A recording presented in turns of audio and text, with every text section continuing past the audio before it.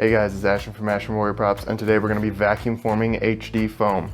This idea came from my good buddy Scott Pope from SKS Props. Brilliant guy, talented artist, really good dude. Go check him out. I'll leave his link and stuff in my description. I was gonna try to have some 3D printed bucks, but my printer decided not to work on me. But that's totally gonna go in with the theme of the video, 100% HD foam. You absolutely do not need 3D printed bucks or anything to make a plastic buck.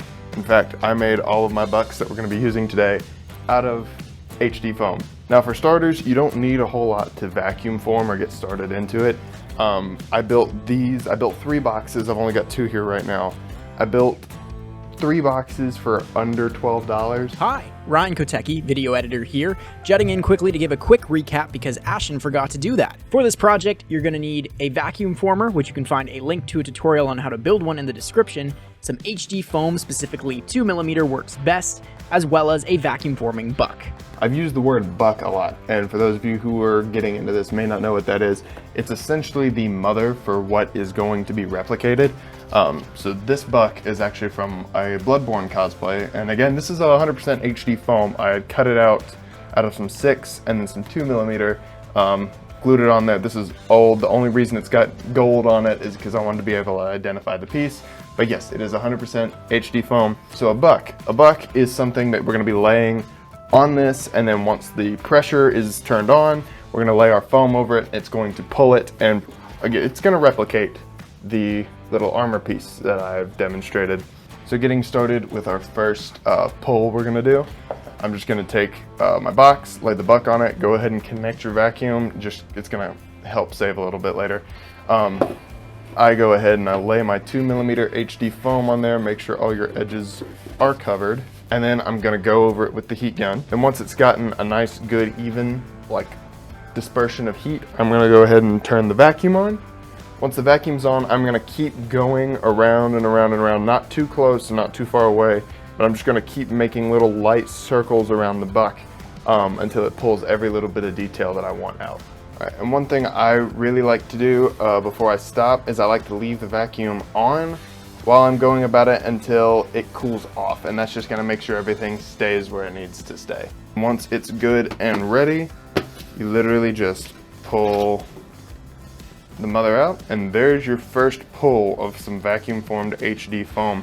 I'm really happy with how this one turns out. It's supposed to be leather, so if I had wanted, while it was still sitting on there and warm, I could have gone and done the tinfoil method just to get that leather effect. Next, we're going to talk about what you can do with a piece that you're not too happy about.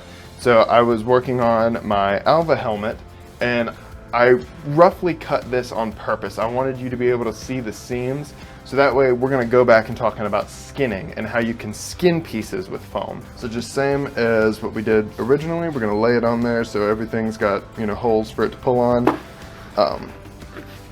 Go ahead and lay this over, and we're going to preheat it and then pull it.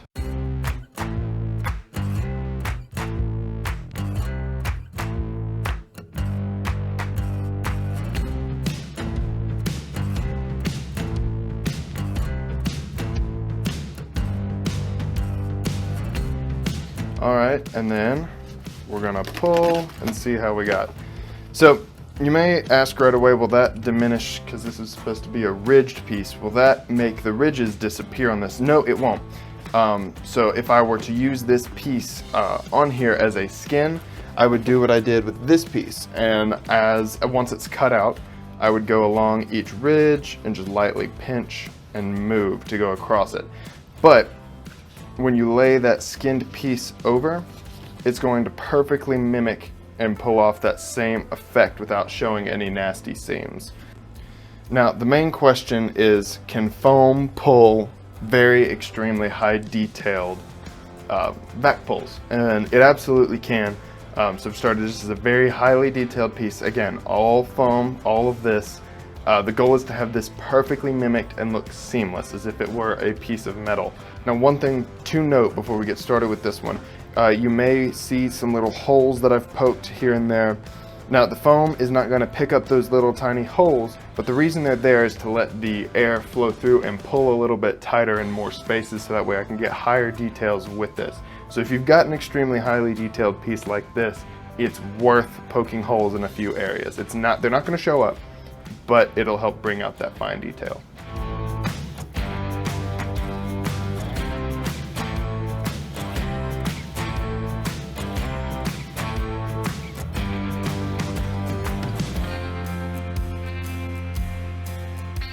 Okay, so on our last pull, we got every little bit of detail that I put into it out of it.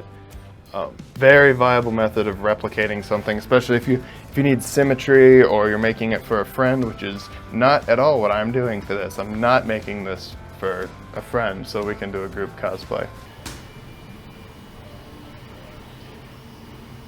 Now, a lot of you, your follow-up question to this would be, hey, I really don't want to wear 2mm armor for risk of it bending or tearing or anything. And I totally agree with you. There are a couple ways you can go about stiffening this up. Of course, you can use a wood glue or a filler, a couple layers of Plasti Dip, not too many because it's already pretty, like your details within, you don't want to fill that up with Plasti Dip.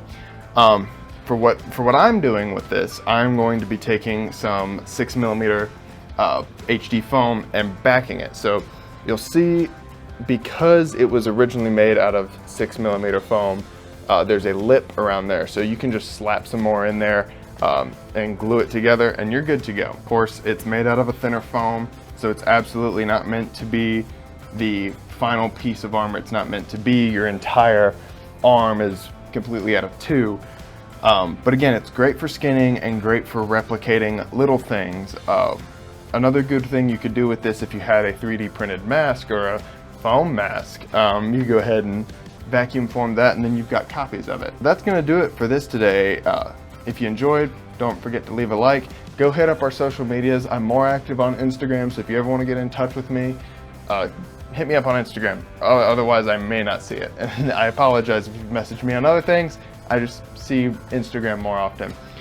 We also did a podcast last week where you got to know me and one of my partners here, the others behind the camera at the moment.